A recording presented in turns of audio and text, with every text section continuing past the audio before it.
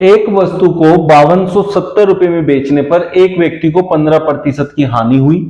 यदि उसने वस्तु को 6324 में बेचा होता तो उसका प्रतिशत लाभ या हानि ज्ञात कीजिए। तो 5270 रुपए में आपने बेचा, तो इसमें लिखते हैं 5270 गुणा में 100 बटे में लेते हैं। देखिए यहां हानि हुई है तो बटे में लिखा जाता है 100 माइनस हानि, तो 100 माइनस 15 हो गया 85।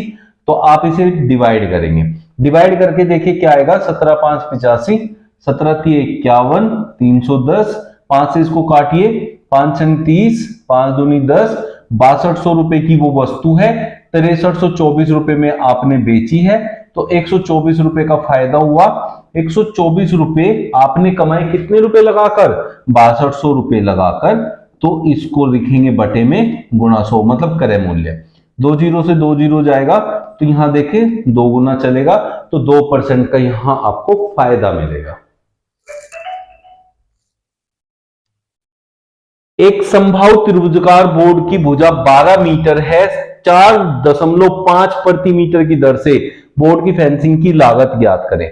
बच्चों, जो बोर्ड की फेंसिंग की जाती है, फेंसिंग होता है उसका परिमाप, फेंसिंग परिमाप होता है, और परिमाप किसी भी त्रिभुजाकार बोर्ड का क्या होता है, वो होता है, अगर वो समबाहु है तो वो होता है 3 गुना में भुजा। अब 3 गुना भुजा, भुजा है उसकी 12, तो 3 गुना 12, और जिस रेट पे है उसकी कर दीजिए गुना, तो 4.5। तो आपका टोटल खर्चा आ जाएगा, फेंसिंग की लागत कितनी लगने वाली है। तो पहले इसकी गुना कर लेते हैं, 12 चौक 48 और 6 54, तो 54 तिये 4 तिये 12, 162 रुपए लग जाएंगे। ऑप्शन डी करेक्ट आंसर हो जाएगा।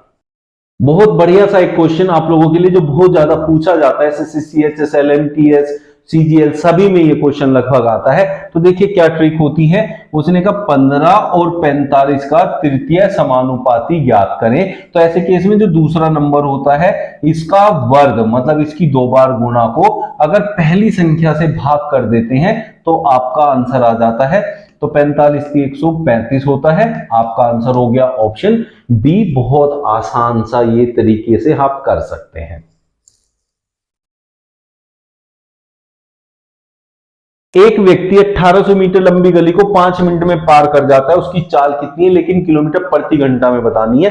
तो चाल बराबर क्या होता है बच्चों, दूरी बटे समय। दूरी है 1800, समय है 5 मिनट, लेकिन उसे 60 से गुना करके सेकंड में करेंगे, ये आ गया मीटर प्रति सेकंड। इसको अगर किलोमीटर प्रति घंटा में करना होता है तो 18/5 की गुणा की जाती है, 18/5 की गुणा करके किलोमीटर प्रति घंटा में बदल जाता है। अब यहां से देखिए तो ये कट गया, ये आ गया 30।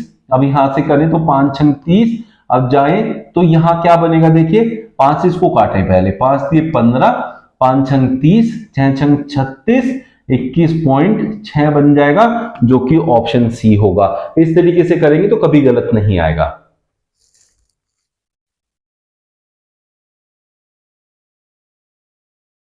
एक निश्चित धनराशि पर साधारण ब्याज मूलधन का 4/25 है। तो ऐसे केसेस में जब वो कह रहे हैं साधारण ब्याज मूलधन का 4/25 है, तो ये होता है आपका साधारण ब्याज और ये होता है आपका मूलधन, ध्यान दीजिएगा। और यदि प्रतिशत ब्याज दर और वर्षों में अवधि को निरूपित करने वाली संख्या बराबर हो, अगर दर और समय बराबर है तो उस केस में चाहे दर पूछे चाहे समय पूछे, तो आपको क्या करना है बच्चों, ये जो संख्या है ऐसी की ऐसी लेनी है, गुणा 100 करना है और उसका रूट कर दीजिए। अब इसमें चाहे वो आपसे दर पूछे चाहे वर्ष पूछे, दोनों का सेम आंसर होगा।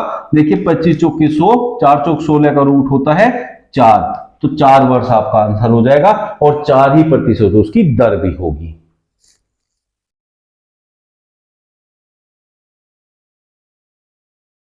एक छात्र ने पेंसिल 35 रुपए में 10 पेंसिल के मूल्य पर पेंसिल का एक बॉक्स खरीदा। अब देखिएगा 35 रुपए में आपने 10 पेंसिल खरीदी, इसका मतलब 35/10 करोगे तो हर एक पेंसिल का रेट आएगा जो कि 3.5 रुपए है। पेंसिल का एक बॉक्स खरीदा और उसने उन सभी को 54 में 9 पेंसिल के मूल्य पर बेच दिया। 54 रुपए में 9 पेंसिल बेची, तो मतलब 6 रुपए में एक पेंसिल बेची। 3.5 में खरीदी, 6 में बेची, तो आपको 2.5 रुपए का फायदा हुआ। खर्चा कितना किया आपने वो देखना है। अब 2.5 रुपए आपको हर एक पेंसिल पे आता है यहां बचत। अब उसने कहा सौदे में उसे 350 का लाभ हुआ, तो 350 का लाभ हुआ, जबकि एक पेंसिल पे होता है 2.5 का। तो आप यहां पॉइंट हटाएं तो 25 एकम 25 और 25 चौके 100, 140 पेंसिल थी। ऐसे करके आप पेंसिल की जो नंबर है वो फाइंड आउट कर पाएंगे।